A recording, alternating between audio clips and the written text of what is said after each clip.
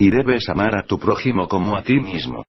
¿Cómo puedes aspirar a entender y honrar los sentimientos de otra persona si no puedes honrar los que albergas en tu interior?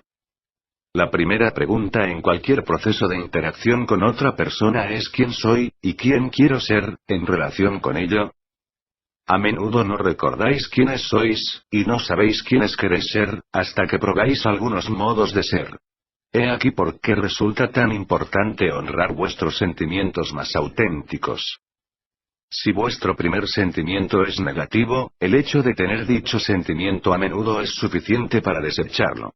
Es cuando estáis coléricos, estáis molestos, estáis disgustados, estáis furiosos, tenéis el sentimiento de querer hacer daño, cuando podéis rechazar estos sentimientos primarios en tanto no forman parte de quienes queréis ser.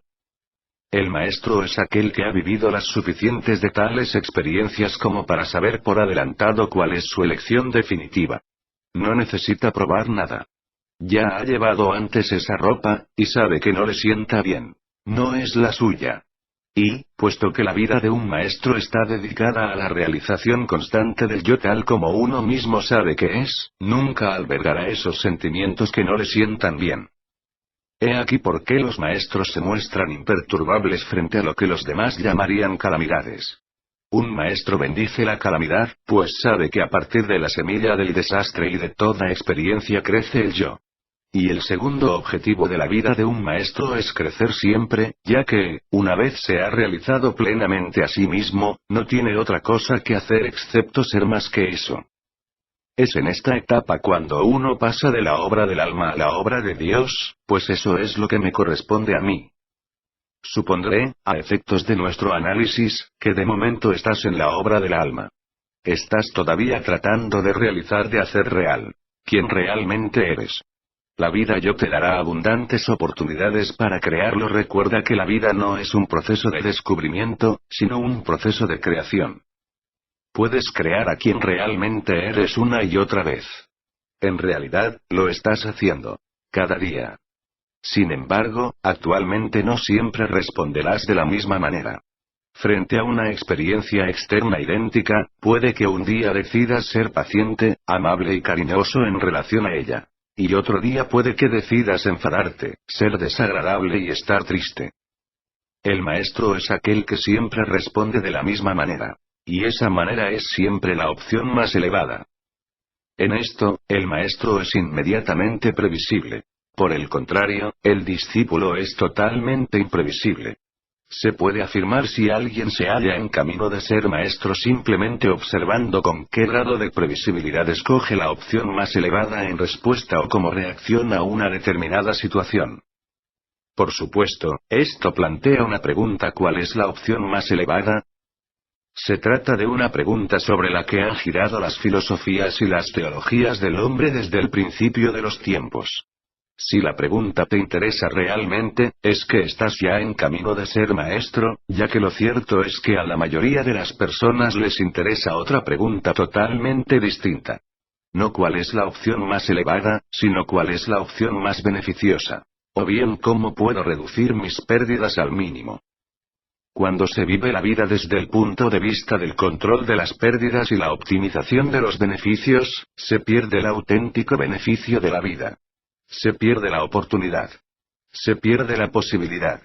Y ello porque una vida vivida de ese modo es una vida vivida con temor. Y esa vida afirma una mentira sobre vosotros. Puesto que no sois temor, sois amor. El amor que no necesita protección no puede perderse.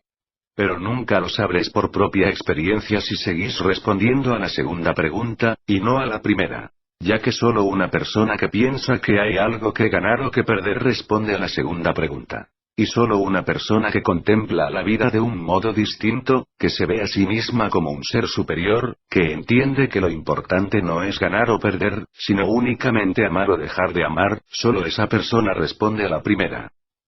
Quien responde a la primera pregunta afirma: yo soy mi cuerpo.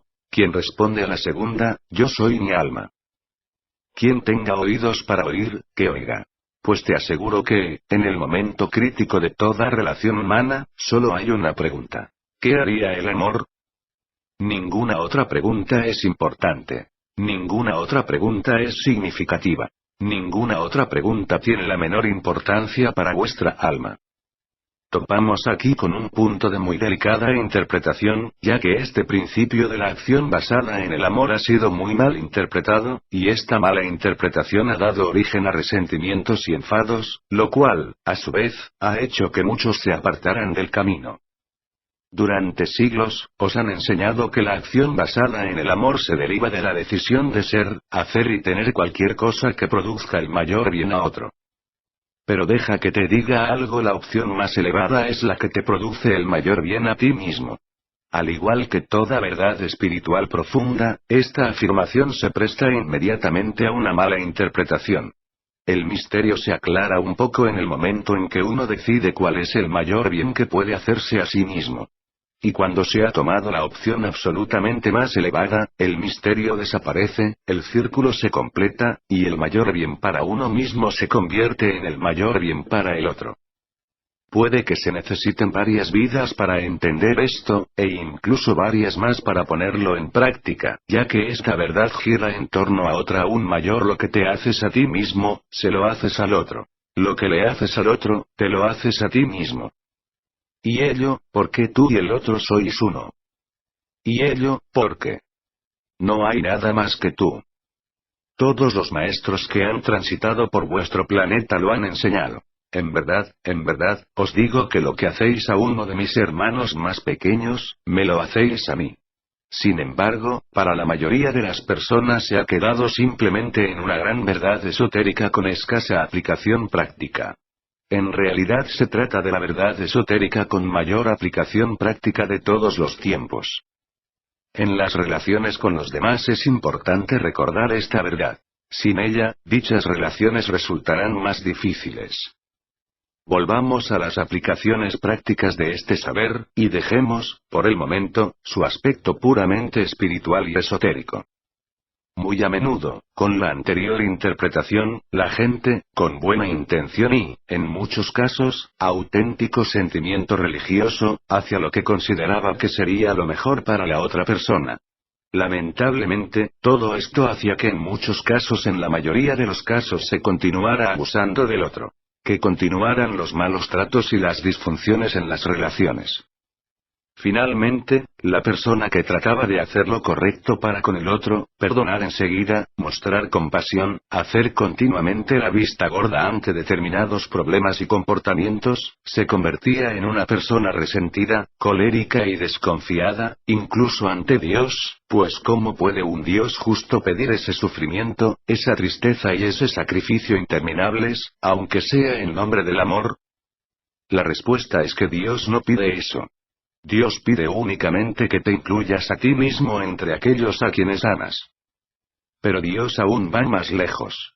Dios propone y aconseja, que te incluyas él primero.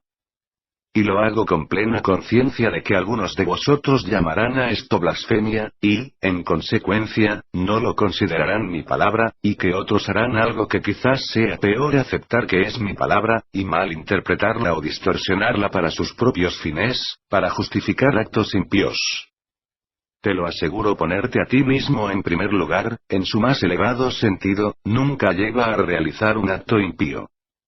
Por lo tanto, si te has sorprendido a ti mismo cometiendo un acto impío como resultado de haber hecho lo que es mejor para ti, la confusión radica no en haberte puesto a ti mismo en primer lugar, sino en no haber entendido bien qué es lo mejor para ti. Por supuesto, determinar qué es lo mejor para ti requerirá que determines también qué es lo que pretendes hacer. Se trata de un paso importante, que mucha gente ignora. ¿Cuál es tu plan? ¿Cuál es tu propósito en la vida? Sin responder previamente a esta pregunta, la cuestión de qué es lo mejor para ti en unas circunstancias dadas seguirá siendo un misterio.